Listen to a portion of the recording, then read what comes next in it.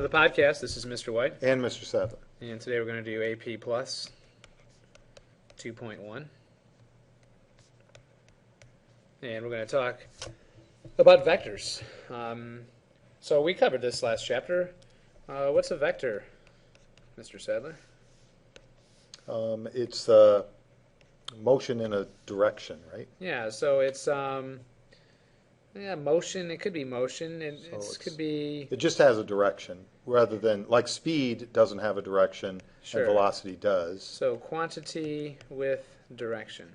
Scalar is just a quantity. So we had this conversation today, as a matter of fact. So if I go to grandmother's house and I'm doing 10 meters per second, that's a speed. And if I tell what Right. direction, then it's a... So if you're going north, you're 10 meters per second north, Right. then that's a velocity vector, Correct. as opposed to 10 meters per second is a speed scalar, Right. right?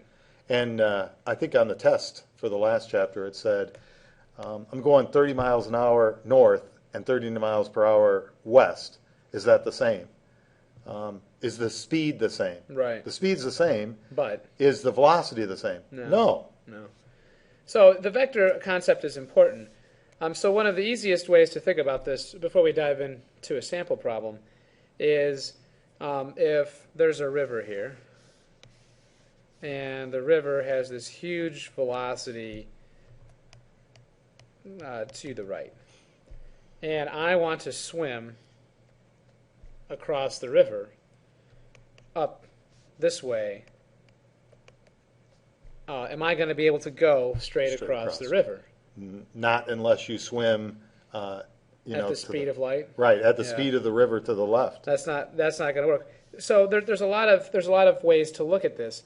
If I try to swim across the river, of course, what happens is I end up doing one of these. Correct. And that's very tiring. Not quite as tiring if I try to swim against the current. It turns out I'd still be going to the right. Correct. That would be a poor choice. Because the as well. river is flowing faster than I am Right. swimming. If I tried, if I started over here and tried to swim this way, well, then I would be going like this. Correct. And the reason why this happens is because velocity is a vector. And I have to take into account not only my speed, my rate of travel, I have to take into account the river's rate of travel. So this leads really nicely into the sample problem on page 139. It says a sailboat has a constant velocity of 8 meters per second to the east. So I'm just going to go ahead and write that down. V boat is 8 meters per second east. This is a velocity because it has both a speed and direction. Someone on the boat prepares to toss a rock into the water. All right, so what I'm going to do is I'm just going to draw an arrow that represents 8 meters per second to the east. Okay. Okay? Before being tossed, what is the speed of the rock with respect to the boat? They're both in the same frame, so it has to be exactly the same. But Before being tossed. But with respect to the boat, you're the rock. Are you moving? No. So it's 0 Right. in part A. Before being tossed, what is the speed of the rock with respect to the shore? Then the answer is The same. 8, right? Right.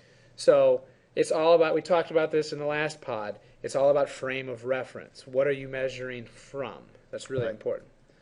So let's draw the shore up here. All right? And so right now my rock is just hanging out. So if he's on the boat, this is my boat vector, his speed with respect to the boat is nothing, Right. but his speed with respect to the shore is 8 Right. meters per second east. If the rock is tossed with a velocity of 6 meters per second to the east, okay, so what is the rock's velocity with respect to the shore? So it's simple. It's just 8 plus 6. Because they're vectors, we add them together. So I would add this length over here, and of course the answer would be 14 meters per second. To the east. That's correct. You've got to have the direction. What if the rock is tossed with a velocity of 6 meters per second to the west, what is the rock's velocity with respect to the shore? So if I toss this thing in this direction at 6 meters per second, They're opposites. Right. So what mathematical operation screams Subtract. subtraction or adding negative? Right. Either one is good. So 8 east plus 6 west is 2 to the east. 2 meters per second to the east. This is, of course, with respect to the shore.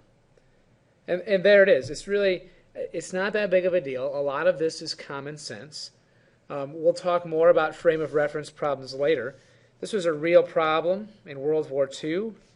So they had these huge planes, right? And they would go on bomb runs over Europe. And they had to sit down and figure out, if you want to hit the target over here, when do you release the bomb? Right. Right? And because of this frame of reference issue, they quickly realized that if you waited till the plane was right over the X, It's too late. it's too late. You're going to hit something way down the path. You had to let it go way back here as it would travel something like this. There's some nice video online where you can actually see, in regards to the plane, it looks like they're going straight down, but you can see the Earth moving underneath it. Frame of reference, Right. right? So if you're in the plane, you just see that it appears that it's just getting tinier, tinier, Right. tinier. The bombs look like they're falling straight down. But if you're standing 2-3 miles away watching this happen, the plane continues to fly in this direction, but the bomb does one of these. Right. If you're off to the side, you can actually see the nice arc. So it's pretty wild. Even if you were standing here, you would see this. Right. You would see it coming right at you, and you would see the plane moving above head. So your perspective does matter a lot. This is actually what Einstein dealt with. He dealt with frame of reference questions, which led him to all kinds of groundbreaking stuff about light. This is what you see when when a pitcher is pitching you the ball too. You can actually see it looks different from different frames. Right. So the rest of the problem, if I'm sorry, there are other problems here, like sample problem 2, for example.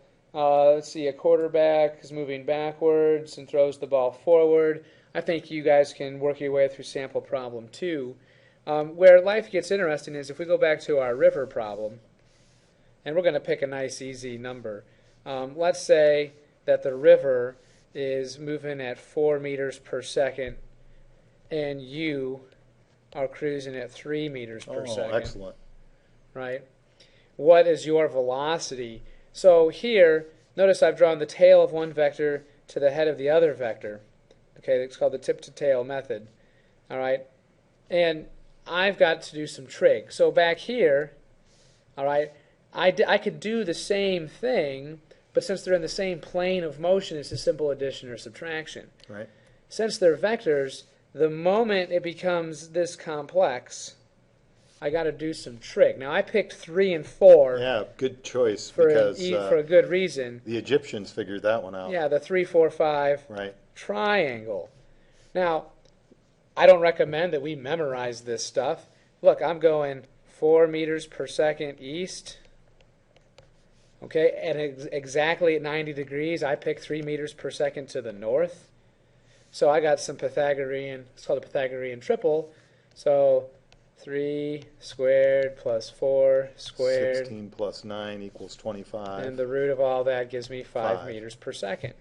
I could also figure the angle with which I would travel down the river. I'd have to do some tan inverse of opposite over adjacent.